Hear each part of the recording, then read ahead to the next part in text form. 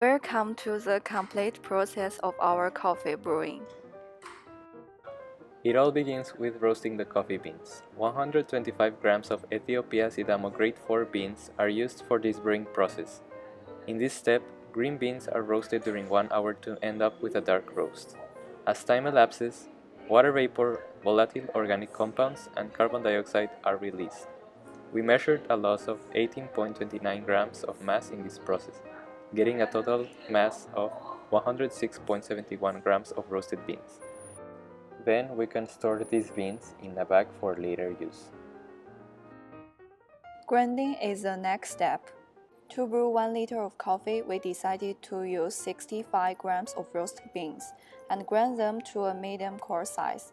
Volatile organic compounds are also released during this process, and since we divided the liter into 4 brews, we weighted 16.25 grams per brew.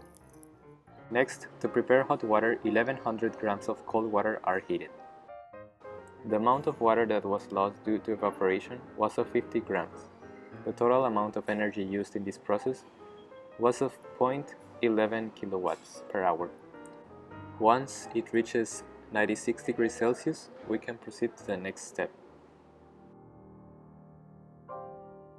During the extraction, hot water is added to the coffee grounds to extract all the coffee components, like caffeine and other flavors.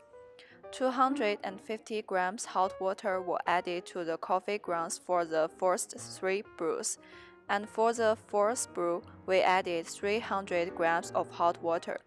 The temperature recorded was of 96 degrees Celsius, and after 3.5 minutes, we can proceed to the filtration process.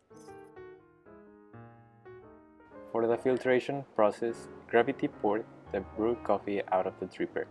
This was done 4 times, and in the end, we obtained 110 grams of moist grounds and 920 grams of brewed coffee.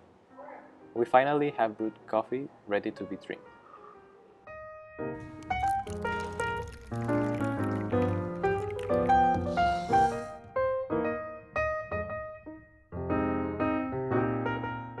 During blend tasting, we have tasted the coffee that made by different groups. They all had their own flavor and aroma. Some smelled fruity but tasted a little bitter or acidic. However, there are also some coffee had both good flavor and aroma. For our own brewing, I think it needs more improvement because it tastes bitter and a little burnt, although it has fruity aroma. I think we can do better. As for our coffee, it was chosen to be the least preferred coffee.